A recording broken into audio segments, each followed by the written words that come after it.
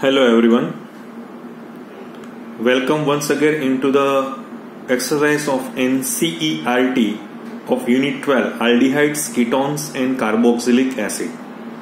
In last sessions we completed up to 12.7 and today now we will start from 12.8. What they given in the 12.8, how will you convert ethanol into the following compounds? Means we have to convert ethanol into butane 1,3-diol, in but2-enol and but2-enoic acid. So in these portions, first I have to convert a butane 1,3-diol. Means I want to prepare a butane 1,3-diol. So first I have to take because there are some mistakes in the book, so first I have to take a 2 mole of ethanol, because it's a aldol condensation reactions, and as we know that aldol condensation reactions always carried out in presence of a basic media like dilute NaOH, right? So once again this reaction is called as an aldol condensation reaction. Aldol condensation reactions. Okay? Once again, so we get a product is 1, 2, 3, 4. So it's 3-hydroxy butanol. Now it's a beta hydroxyaldehyde. Now there is a reduction of this CHO into OH with the help of reduction in presence of sodium borohydride. So we get a product is like that. Okay. So here this is 1, 2, 3, 4. So I get a product is butane 1,3-diol. Butane 1,3-diol. Next is but2-enol. But2-enol. No problem. Same phenomena. First I have to take a ethanol and in presence of dilute NaOH with the help of aldol condensation reactions. So first I get the same product 3-hydroxy butanol.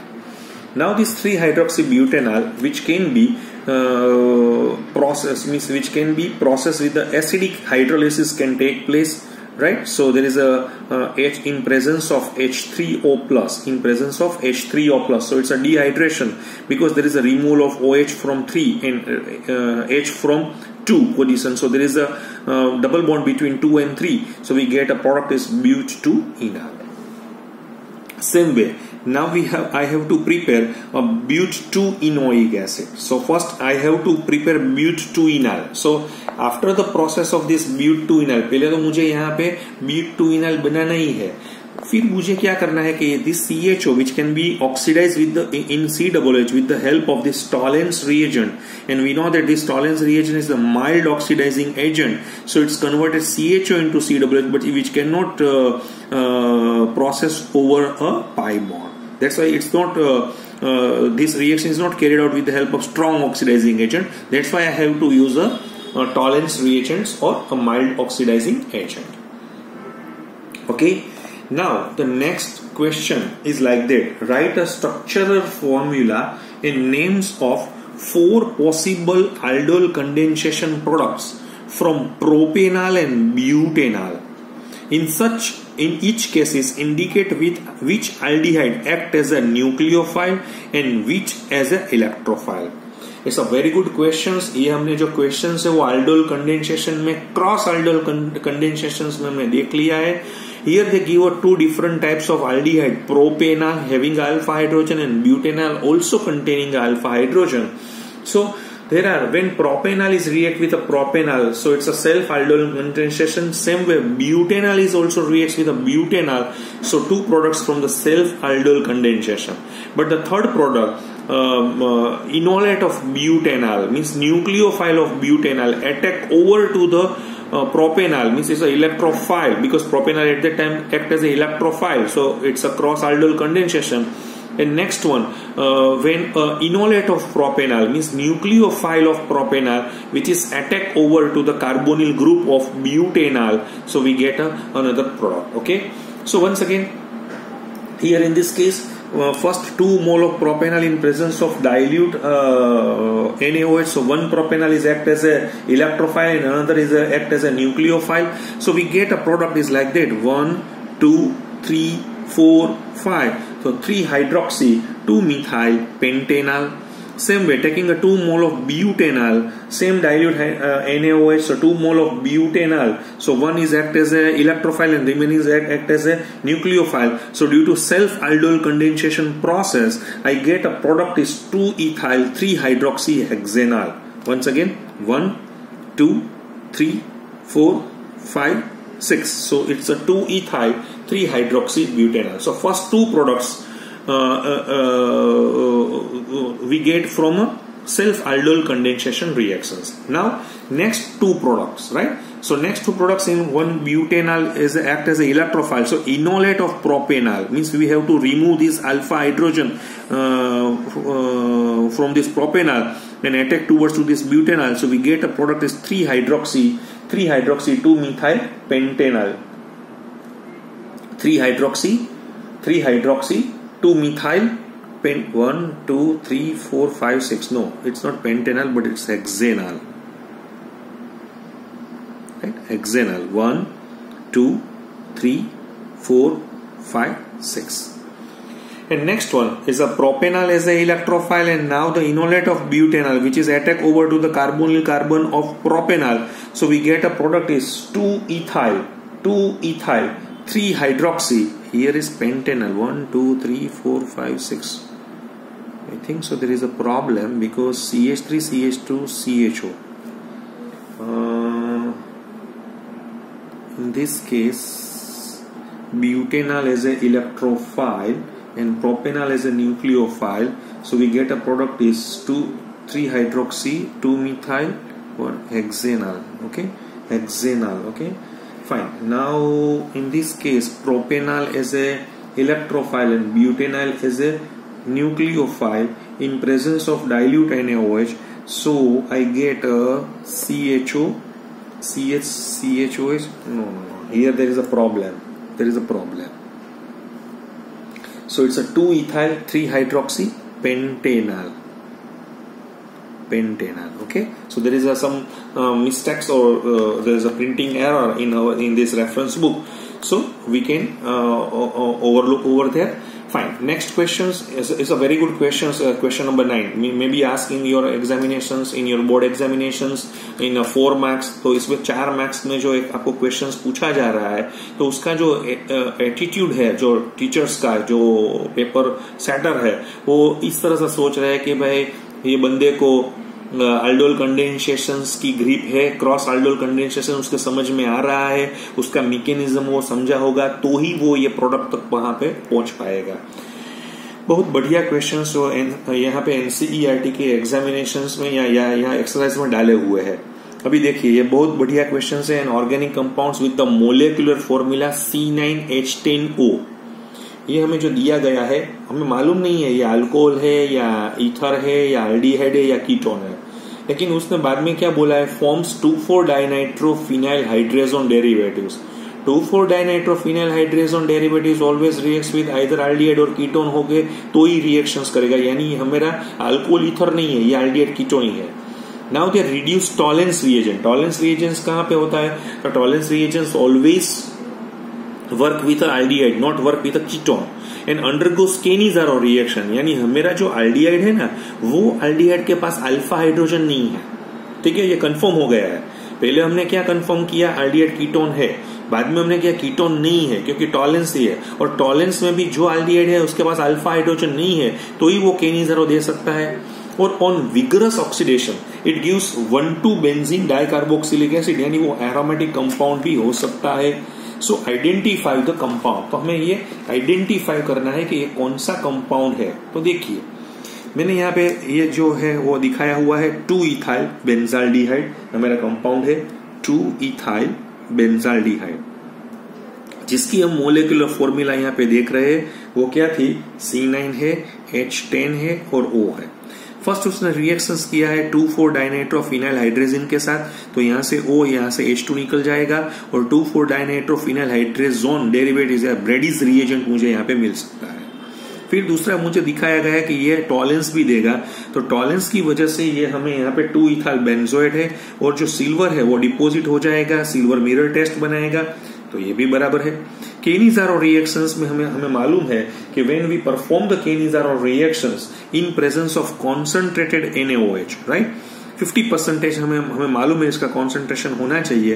तो एक जो CHO है उसको alcohol में डाल देगा और दूसरे में वो कार्बोक्सिलिक एसिड में लगा देगा, लेकिन NaOH itself is a base, so they form a salt. So यहाँ पे एक अल्कोहल यहाँ पे हमें मिल रहा है और दूसरा यहाँ पे हमें क्या मिल रहा है, सोडियम कार्बोक्सिलेट हमें मिल रहा है।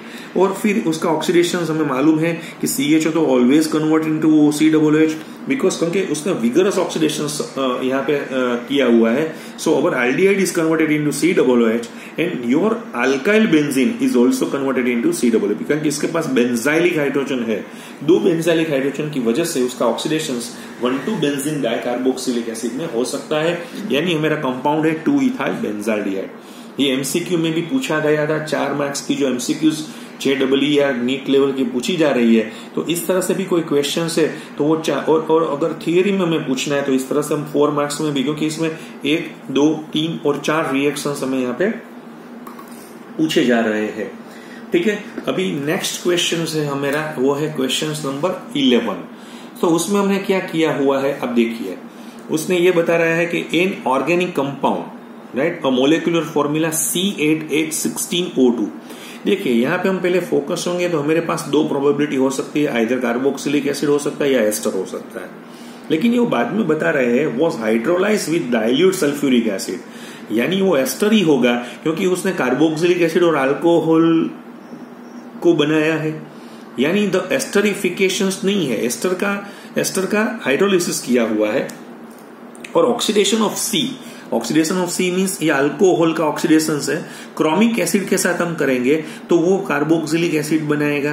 और जो सी है मेरा अल्कोहल, उसका डिहाइड्रेशन करेंगे तो ब्यूटोनिन बनेगा।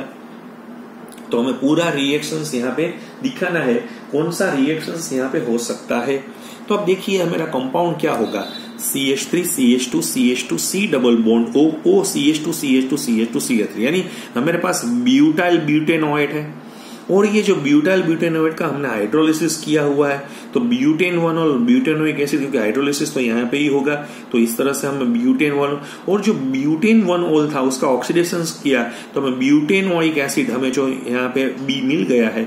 और उसका डिहाइड्रेशन हमें मालूम है कि जो डिहाइड्रेशन हम करेंगे अल्कोहल का, so it's a beta elimination reaction, so it gives a butanone. ये भी बढ़िया क्वेश्चन है, 3 मार्क्स या 4 मार्क्स तक भी ये उसको पूछा जा सकता है, या MCQs में भी ये है वो डाल सकते हैं। तो आपको उसका प्रिपरेशन पूरी तरह से देखना पड़ेगा। नेक्स्ट क्वेश्चन हमें 12th नंबर का क्वेश्चन है, arrange the following compounds in increasing order of their property as indicated. यहाँ पे हमें दिया हुआ है एसिटाल्डिहाइड है, एसीटोन है, डाई टर्शरी ब्यूटाइल कीटोन है, मिथाइल टर्शरी ब्यूटाइल कीटोन है, और उसने हमें किया हुआ है reactivity towards hydrogen cyanate. Hydrogen cyanate की जो रिएक्टिविटी है उसकी वजह से हमें यहाँ पे देखना पड़ेगा। बहुत अच्छा क्वेश्चन है, हम उसके स्ट्रक्चर से वो पहले हम दिखा देते हैं। देखिए ये जो स्ट्रक्चर्स हमें यहाँ पे हमें दिखाई दे रहे हैं, अब देखिए एसिटाल्डिहाइड है। देखिए अब तो पहले आप ये समझिए कि the reactivity towards hydrogen cyanate, ठीक है, तो वो तो एडिशन रिएक्शंस करेगा। एडिशन रिएक्शन के लिए मेरे पास क्या होना चाहिए, कार्बन है ना, वो डेल्टा प्लस बढ़िया होना चाहिए। लेकिन हमें मालूम है in the case of acetaldehyde methyl is a donating group, तो उसने थोड़ा डेल्टा प्लस कम कर दिया है। लेकिन यहाँ तो एसीटोन में तो 2 मिथाइल यहाँ पे डोनेशन कर रहे हैं, यानी इससे भी ज्यादा डेल्टा प्लस नेचर है, वो कार्बोनिल ग्रुप का कम हो रहा है। देखिए यहाँ पे आपने दिया हुआ है टर्शरी ब्यूटाइल मिथाइल कीटोन। सो पहले कीटोन, मिथाइल और टर्शरी, यहाँ तीनों लोग बाजू से मिथाइल है वो अपना electron donating plus inductive effect की वजह से कर रहा है, यानी इसमें तो इससे भी कम हो रहा है। और देखिए यहाँ पे तो देखिए डाई टर्शरी ब्यूटाइल कीटोन सभी जगह से आ रहा है, यानी हम जैसे जैसे एसिटाल्डिहाइड से डाई टर्शरी ब्यूटाइल कीटोन की तरफ हम जा रहे हैं तो हमारा जो कार्बोनिल ग्रुप है, ठीक है, हमारा जो कार्बोनिल ग्रुप है उसकी जो प्लस डेल्टा नेचर है वो क्या हो जा रही है, वो कम हो जा रही है। पॉइंट नंबर 2, अभी देखिए दूसरा स्टीयरिक हिंड्रेंस भी यहाँ पे दिखाई दे रहा है। जैसे जैसे हम आगे बढ़ जा रहे हैं तो यहाँ एक मिथाइल का ही स्टीयरिक हिंड्रेंस था, क्राउडिंग इफेक्ट था। यहाँ 2 मिथाइल का है, यहाँ पे 3 मिथाइल का है, यहाँ कई मिथाइल के क्राउडिंग है। तो स्टीयरिक हिंड्रेंस बढ़ने की वजह से या क्राउडिंग इफेक्ट बढ़ने की वजह से भी वो C डबल बॉन्ड उसको दिखाई नहीं दे रहा है, किसको, साइनाइड को। तो दोनों रीजन से हम यहाँ पे इस तरह से अपना जो पॉइंट है वो हम यहाँ पे रख सकते हैं। ठीक है। दूसरा हमें यहाँ पे दिखाया गया है कि जो हमें 4 एसिड्स दिए हुए हैं। देखिए ये जो हमें दिखाया गया है वो हमें दिखाते हैं CH3, CH2, CHBr। देखिए यहाँ पे आप देखिए ये CH3 ट्वाइस CH CH में क्या हो रहा है, दोनों मिथाइल इसका डोनेटिंग कर रहे हैं, यानी इसका प्लस पॉजिटिव इंडक्टिव इफेक्ट है, दोनों तरफ से आ रहा है। यहाँ एक ही तरफ से आ रहा है, यहाँ ब्रोमीन है वो इलेक्ट्रॉन विड्रॉइंग ग्रुप है, मीन्स किसका नेगेटिव इंडक्टिव इफेक्ट है, उसकी वजह से एसिडिटी बढ़ेगी। और यहाँ पे ब्रोमीन है ना, लेकिन यहाँ पे ब्रोमीन है ना 3 नंबर पे है, यहाँ पे 2 नंबर पे है। जितना माइनस इंडक्टिव इफेक्ट वाला जो ग्रुप है उसके नजदीक होगा तो वो एसिडिटी ज्यादा ही करेगा। तो इसका मतलब ये इसकी ज्यादा है, इसकी कम है। इसमें सिंगल पॉजिटिव इंडक्टिव इफेक्ट, इसमें 2 तरफ से पॉजिटिव इंडक्टिव इफेक्ट का कॉन्सेप्ट यहाँ पे हम दिखा रहे हैं। सेम वे हमें यहाँ पे और एक क्वेश्चन यहाँ पे डाला गया है और वो हमें दिखा रहे हैं कि मेरे पास है बेंजोइक एसिड है, 4 नाइट्रोबेंजोइक एसिड है, 3,4 डाइनाइट्रोबेंजोइक एसिड है और मेरे पास बेंजोइक एसिड है। तो हमें मालूम है मिथॉक्सी ग्रुप यानी क्या है, इलेक्ट्रॉन डोनेटिंग ग्रुप है। जो भी इलेक्ट्रॉन डोनेटिंग ग्रुप होगा वो क्या करेगा, वो फिनाइल रिंग में अपने इलेक्ट्रॉन वो है डोनेट करेगा। और डोनेट करने की वजह से हमें हर वक्त मालूम होता है कि any electron donating group always decrease the acidity और increase the basicity. Benzoic acid में ऐसा कोई ग्रुप है ही नहीं है, इलेक्ट्रॉन विड्रॉइंग ग्रुप भी नहीं है, इलेक्ट्रॉन डोनेटिंग ग्रुप भी नहीं है। लेकिन 4 नाइट्रोबेंजोइक एसिड हम देख रहे हैं, सो it's a para nitrobenzoic acid है। तो nitro group is a electron withdrawing group है, तो वो एसिडिटी बढ़ा देगा। और 3,4 डाइनाइट्रो में 2 नाइट्रो ग्रुप है, 2 नाइट्रो ग्रुप है, तो वो और बढ़ा देगा।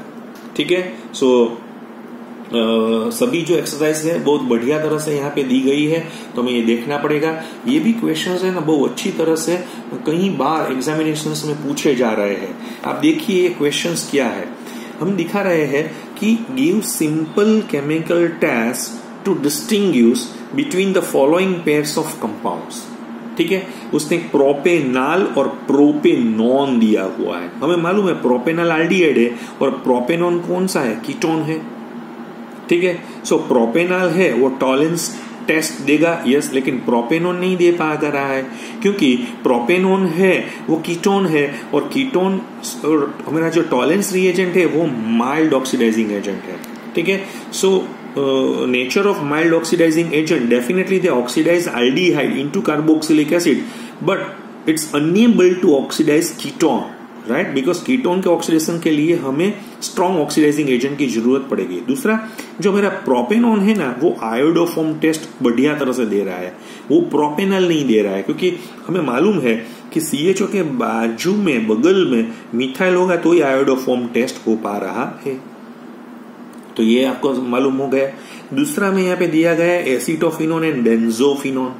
तो हमें मालूम है एसीटोफिनोन है वो आयोडोफॉर्म टेस्ट दे पा रहा है, लेकिन बेंजोफिनोन है उसमें तो मिथाइल ग्रुप है ही नहीं, तो वो आयोडोफॉर्म टेस्ट है वो नहीं दे पा रहा है। अब देखिए, अब यहाँ पे मैंने यहाँ पे दिखाया हुआ है, देखिए आयोडोफॉर्म टेस्ट है। So acetophenone when reacts with iodoform, so it's converted into sodium benzoate and yellow precipitates of iodoform.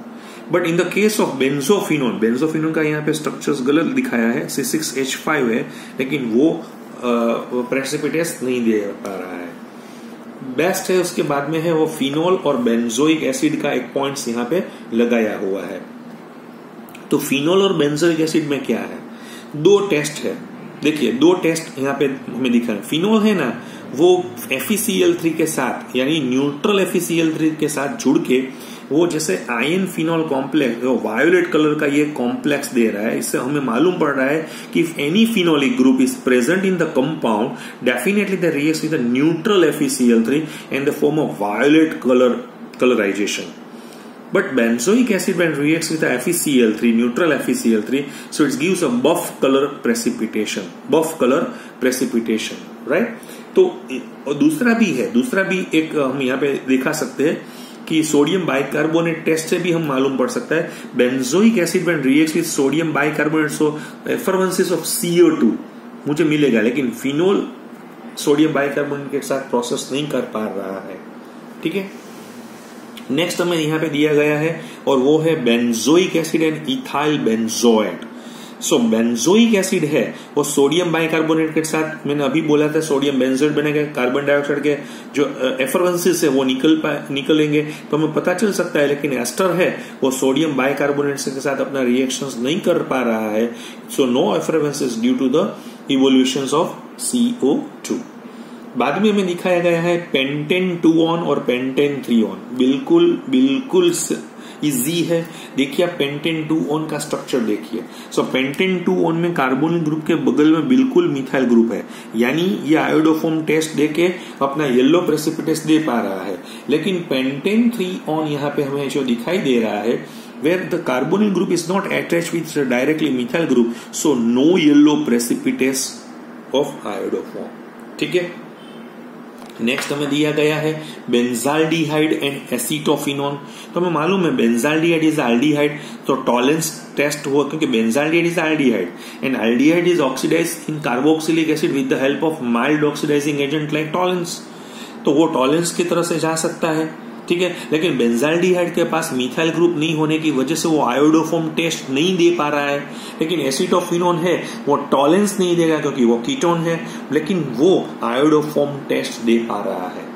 ये बहुत अच्छा कॉन्सेप्ट है, प्रैक्टिकली कॉन्सेप्ट भी यहाँ पे जो प्रैक्टिकल की जो एग्जामिनेशन होती है तो कई बार मैंने देखा है कि कहीं स्कूल में जो उसके सर होते हैं या उसके जो सुपरवाइजर होते हैं तो वो ये टेस्ट भी यहाँ पे कई बार पूछते हैं स्टूडेंट्स को, ताकि उसको पता चल जाए कि उसका थियोरेटिकल वर्क और प्रैक्टिकल वर्क दोनों बढ़िया है या नहीं है। नेक्स्ट हमें दिया गया है और वो है इथेनॉल एंड प्रोपेनॉल। बिल्कुल सही है, ethanol means CH3CHO, CH3CHO means CHO group having a adjacent position is methyl, so definitely that reacts with sodium hypoiodide and gives a iodoform test। लेकिन प्रोपेनॉल में CHO के बिल्कुल बगल में CH2 है, सो वो यहाँ पे आयोडोफॉर्म टेस्ट नहीं दे पा रहा है। तो आज हम यहीं पे रुकेंगे अप टू 13। मैंने अभी 12.13 तक हमारी जर्नी कंप्लीट की है। नेक्स्ट लेक्चर में हम 12.14 की तरफ हम आगे बढ़ेंगे। Thank you.